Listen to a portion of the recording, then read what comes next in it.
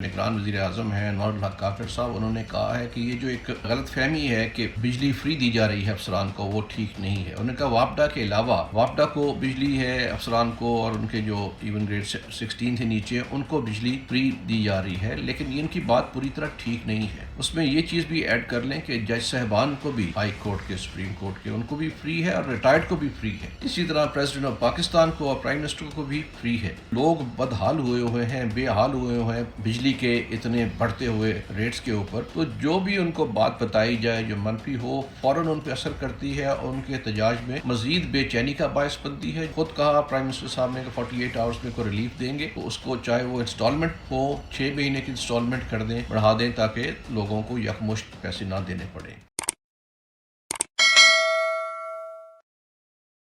ناظرین السلام علیکم۔ بجلی کا بحران جو ہے شدت اختیار کرتا جا رہا ہے، لیکن پرائم منسٹر جو نگران وزیر اعظم ہیں انوار الحق کافر صاحب، انہوں نے کہا ہے کہ یہ جو ایک غلط فہمی ہے کہ بجلی فری دی جا رہی ہے افسران کو، وہ ٹھیک نہیں ہے۔ انہوں نے کہا وابڈا کے علاوہ وابڈا کو بجلی ہے افسران کو، اور ان کے جو ایون گریڈ 16 سے نیچے ان کو بجلی فری دی جا رہی ہے، لیکن ان کی بات پوری طرح ٹھیک نہیں ہے۔ اس میں یہ چیز بھی ایڈ کر لیں کہ جج صاحبان کو بھی، ہائی کورٹ کے، سپریم کورٹ کے، ان کو بھی فری ہے، اور ریٹائرڈ کو بھی فری ہے۔ اسی طرح پریزیڈنٹ آف پاکستان کو اور پرائم منسٹر کو بھی فری ہے، اور نیب چیئرمین کو بھی فری ہے۔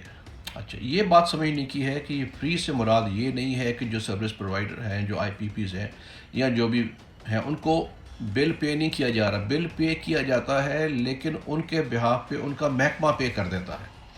تو یہ بات بھی وضاحت کرنی چاہیے کہ مفت کا مطلب یہ نہیں ہے کہ ان کے کوئی پیسے نہیں دے رہا جو وہ یونٹس خرچ کر رہے ہیں۔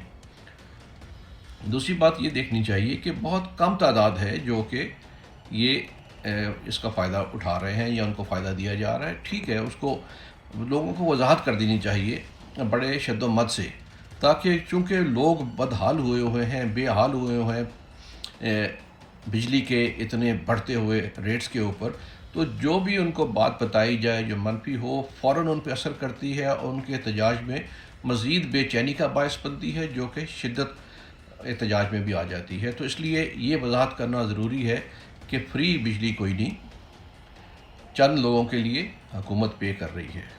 تو بہرحال اس وقت ریکوائرمنٹ یہ ہے کہ حکومت ان کو بھی یونٹس کم کر دے، تاکہ لوگوں کو ایک تسلی ہو۔ دوسرا ہے کہ خود کہا پرائم منسٹر صاحب نے کہ 48 آورز میں کوئی ریلیف دیں گے، تو اس کو چاہے وہ انسٹالمنٹ ہو، 6 مہینے کی انسٹالمنٹ کر دیں، بڑھا دیں، تاکہ لوگوں کو یکمشت پیسے نہ دینے پڑیں۔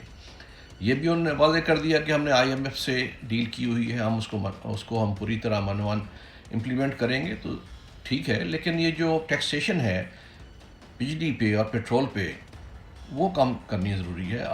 ہم یہ بات سمجھنے والی ہے کہ آئی ایم ایف سے سائن کر لی ہے، تبھی اس شور کے باوجود پیٹرول کی پرائس بڑھ گئی ہے، لیکن اگر آپ ڈائریکٹ ٹیکسز لیں اور اس پہ ٹیکسز کم کر دیں تو لوگوں کو ریلیف مزید مل سکتا ہے۔ تو یہ ضروری ہے کہ ابھی فوری طور پہ جو ہے ریلیف کے لیے اقدامات کیے جائیں، یا اس کے کہ لوگوں میں بے چینی بڑھے اور احتجاج بڑھے اور اس سے سسٹم میں خرابی پیدا ہو۔